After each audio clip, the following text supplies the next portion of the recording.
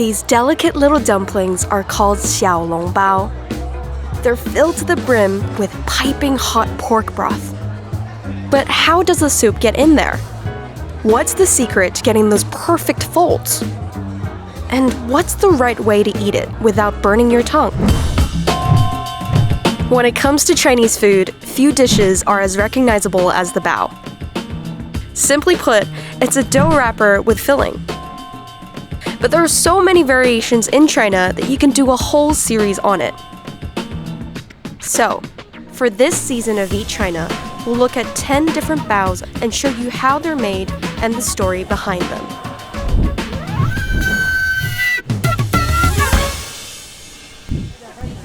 We're at Nanxiang Steamed Bun Restaurant.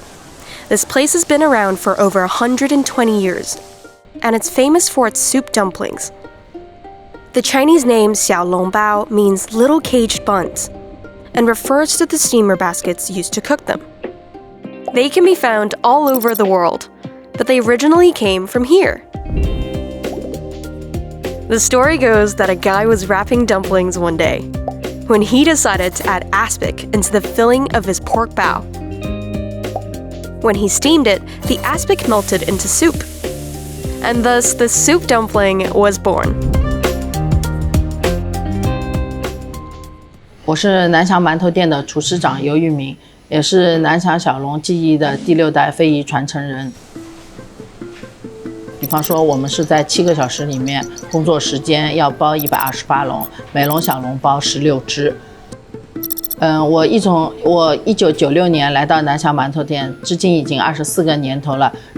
最早的时候，我们就是一个班级有很多同学一起来的，然后随着这个比较枯燥的，可以说是用枯燥来说比较无趣的那个包捏小笼的这个制作工艺啊，其实最早的一起来的同学在前2年，就是来的第1、第2年就基本上已经就不从事这个工作了。So, how is a soup dumpling made? There are 2 main components, the skin and the filling. The filling is made with ground pork and aspic. Aspic is made by boiling pork skin and bones for 4 hours. Pork skin is high in collagen, so when it cools down, it becomes a gelatin. When it's steamed, it turns back to liquid again. The aspic is then mixed with ground pork to form this. 我们的小笼包特点在于我们的线性，它没有加任何复合调料，是讲究食材的好坏。比方说，我们里面没有葱姜，没有麻油，没有酱油，没有复合调料，就是你吃到嘴里，你是吃到猪肉的原来的食材的味道。Then the dumpling skin is made with flour and water and left to rest. 现在这是一块已经醒发过的那个面团，是有高筋粉、中筋粉几种面粉混合而成的。为什么要用那么多面粉呢？主要是做小笼包制作的时候，打每个褶的时候需要劲道，所以我们要用不同面筋的褶。我刚才用铲板把它切条，然后现在是搓条。搓条一定要手根部的力气，将中间往边上搓条。The skin is flattened using 2 methods, hand pressing and with rolling pins. The hand-pressed method is the oldest method, though there are some downsides. 完全是用手不能做到标准化，因为每个人的手大小不一样。So there's the rolling pin method. 所以双擀的比较均匀，厚薄均匀，比单擀的要好很多。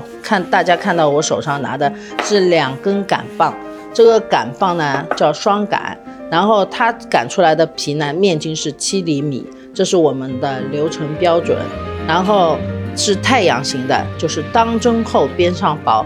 边上为什么薄？是用来过一会儿给小笼包打褶，褶越多，小笼包就越漂亮。The filling is placed inside, and the whole thing is wrapped with at least 16 pleats. 其实是这样的，小笼包我们的标准是16个褶，但是我们有的好的师傅基本上能包到20几个，甚至30个。有的师傅他心比较静，慢一点，他包了慢一点，那褶多一点；有的师傅比较急，他包了快一点，那褶就比较少。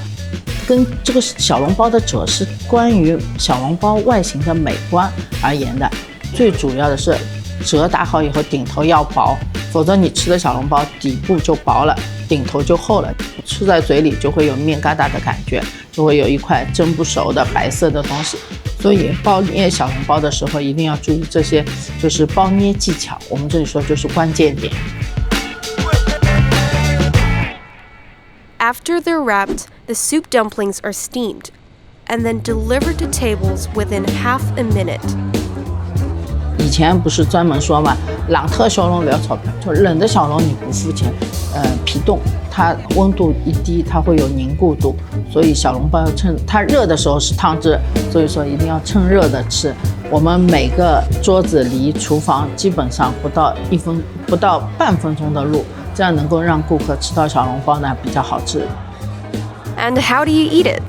小笼包破了就不好吃了，没吃到那包汤，等于这个小笼包白吃。所以我们要轻轻提，把小笼包用筷子轻轻提起来。这时候小笼包很烫的，你不能一大口往嘴里塞。很多顾客因为急着吃小笼包，尝尝味道，觉得这么小往嘴巴里，特别男同志嘛，一口一只嘛，都会那个眼泪都要出来，因为烫坏了嘛，90度左右，你想看不要烫坏了嘛。然后应该是放在嘴口，然后轻轻咬一口，把汤汁直接吮掉也可以，倒在那个勺子里面把汤喝下去也可以。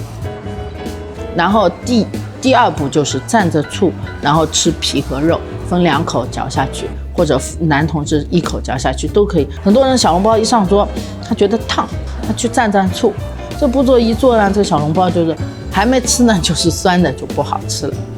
其实吃小笼包的讲究是就是很重要的，很多人不会吃小笼包，我们都每张桌子都写清楚。Up next, what's in Eastern China other than regular-sized soup dumplings? Giant soup dumplings, of course. We'll show you a dumpling called tangbao that's filled with soup and lots of crab roe. Stay tuned.